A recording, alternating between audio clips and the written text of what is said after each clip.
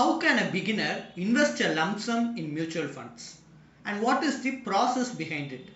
Industry expert Mr. Ramalingam will explain this to you now. Lump sum is considered if you are a first time investor, please do STP, don't do lump sum.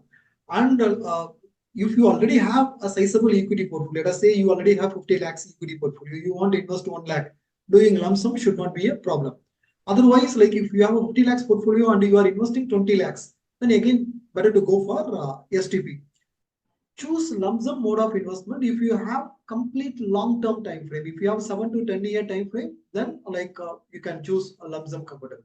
Thanks for your detailed explanation. Are you in search of a personal guide who can remove the stress of handling your finances? Then please feel free to avail our expert consultation. And also you can attend our webinars to gain investment related insights. Both the consultation and webinar are absolutely free and you can find the link in the below description. Please like and share and do subscribe to Holistic Investment.